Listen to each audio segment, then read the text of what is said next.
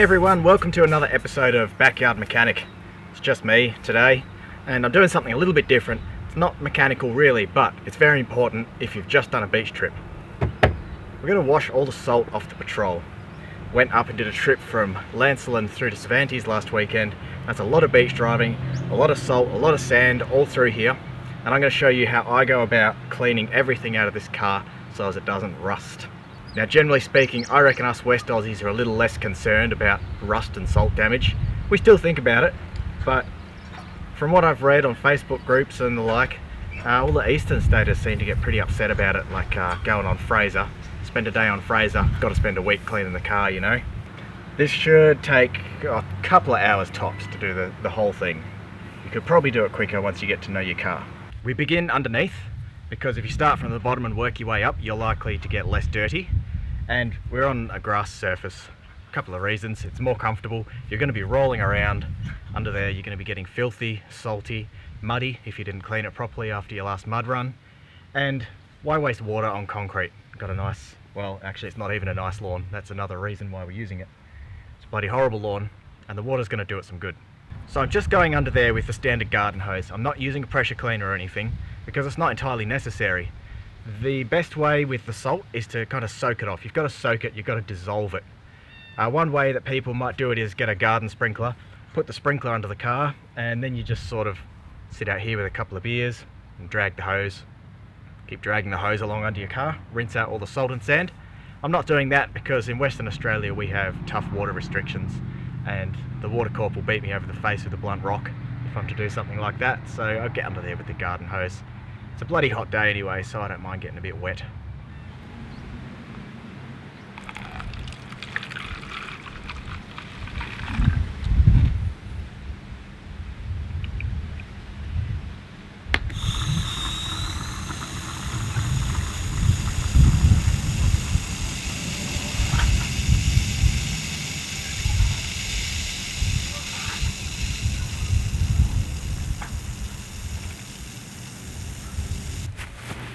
Hot tip!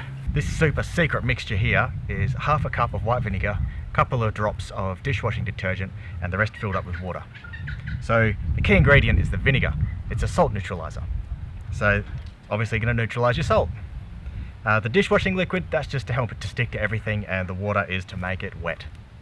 That's not really the ideal applicator for this. I'd like to be doing it with a garden sprayer or one of those pressure pump type ones. That would be easier, but now I'm just going to have to trigger everything. So you're going to go underneath your car and you're just going to soak it with this stuff. Oh, it burns the eyes. Don't get it in the eyes and it stinks.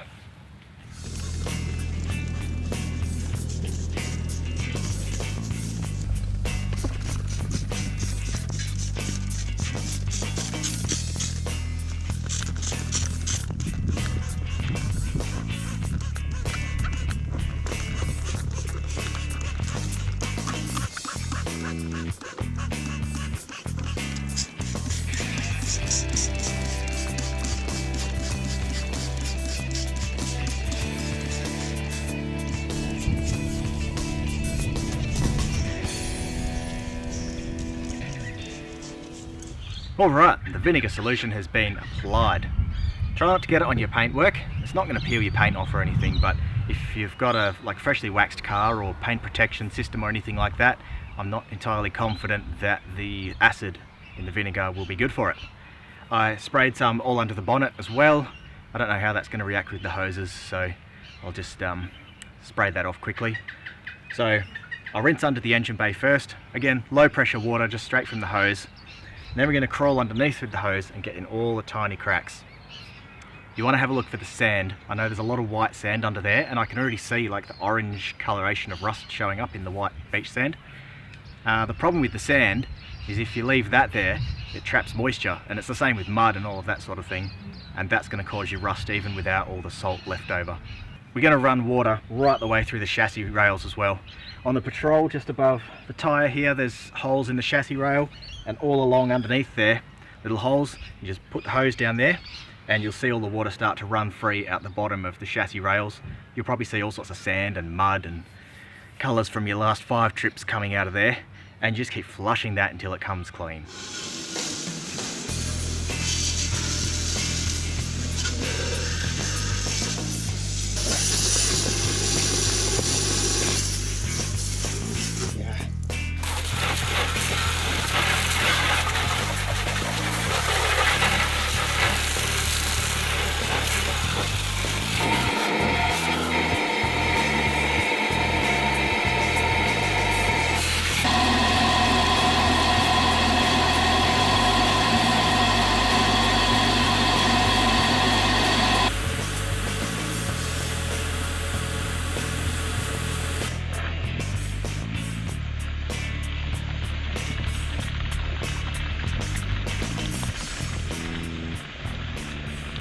Okay, the shitty bit's out of the way. I've rinsed everything out from underneath, and you saw all the sand that fell out of that chassis rail when we hosed it, so that's what you're trying to get rid of.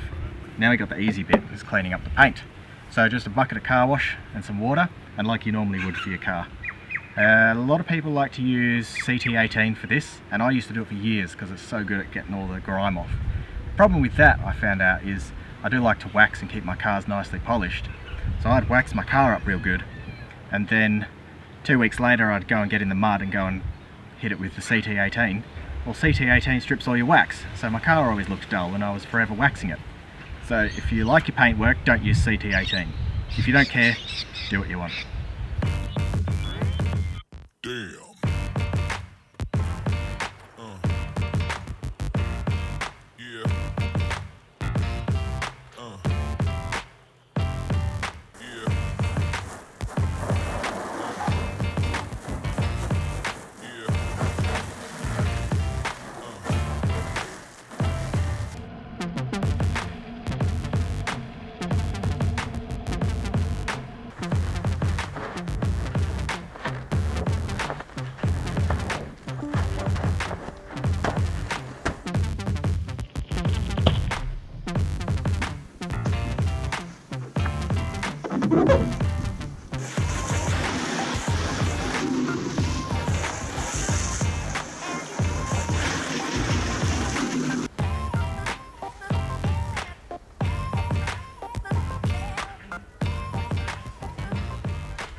Alright, the car's washed. I've washed all the paint. Make sure you pay close attention to around all the trims. Let the hose blast in behind your door trims and like your wheel arch flares there and everything. Really flush out all the sand and salt. At this point, you can chamois it. I'm going to chamois it. Chamoising's pretty well cosmetic. If you don't chamois it, you'll probably get left with just water spots everywhere. Again, if you don't care about your paint looking great, don't worry about it. I'll chamois this. It's getting dark now, so I'm going to come back tomorrow and I'm going to show you what we're going to do underneath the car to sort of rust prevent it and stop any of the salt that is in there eating away at things. So tomorrow afternoon, same time, everything under there is going to be nice and dry, and we'll come back to that bit. I'm back. Same time, same place, same outfit for continuity. Stinks. Going underneath the car now, it's all dry from yesterday's cleaning. And I'll show you what I do next under there. Now you see that there, all along my gearbox cross member.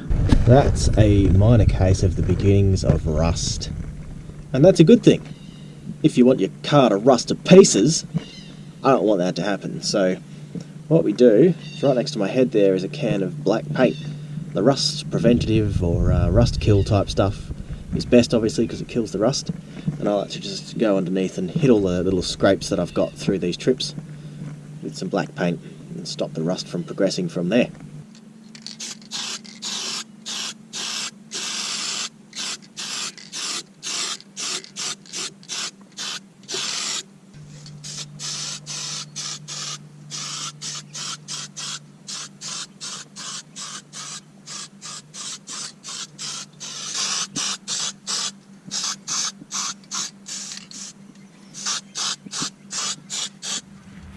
So you hit all the bumps and scrapes under there with some black paint.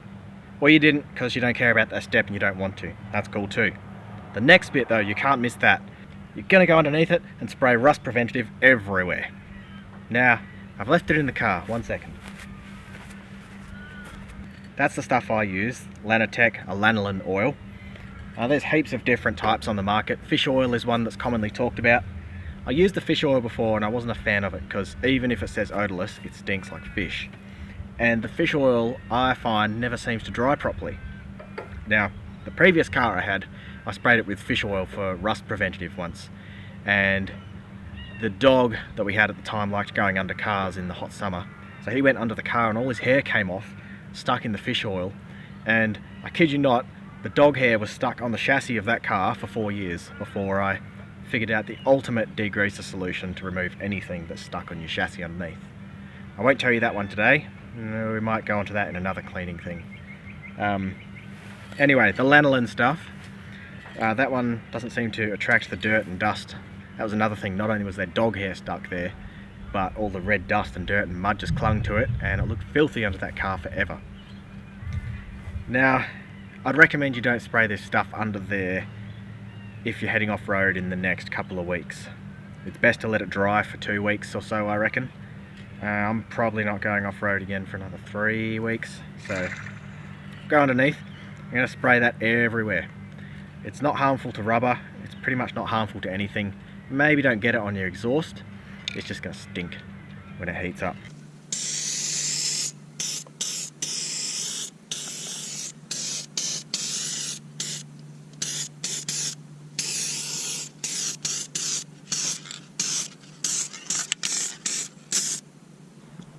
I think it's time for a few final words.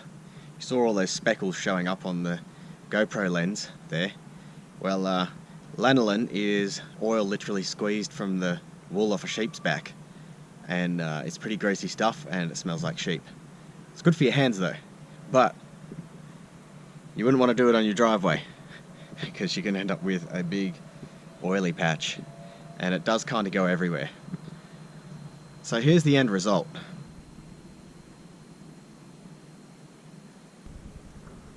As you can see, there's another thing I love about lanolin oil. It makes it all look nice and brand new and black. It looks great under there, and it's given me rust protection. So winner. No dust has stuck to it. I haven't been off-road yet, but it does get pretty dusty around here. One more thing, the sand inside. It's even under the mat, as you can see. It's all through there. So what I'm getting at with that is give your car a good vacuum, because all that salty beach sand is going to eventually work its way through your carpet and into your floor, and then it's going to sit there and just one day you'll hop in your car and you'll fall straight through the floor because rust holes. Even when you are vacuuming, these trims like these just pop off at the corners there. Oh, sand everywhere. Just pop up that trim and vacuum around under there. Yuck.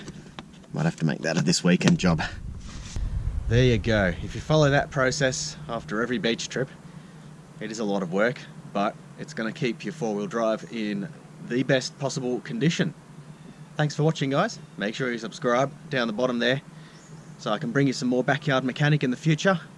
I might see if I can get a rep out from one of the car care companies to show us how to clean up your paintwork really nice, especially with the pinstriping and that. So if you happen to be watching this and you're a rep for a car care company, get in touch with us and we'll see what we can work out to bring you a future episode on keeping your four-wheel drive looking great. Thanks again, we'll see you soon.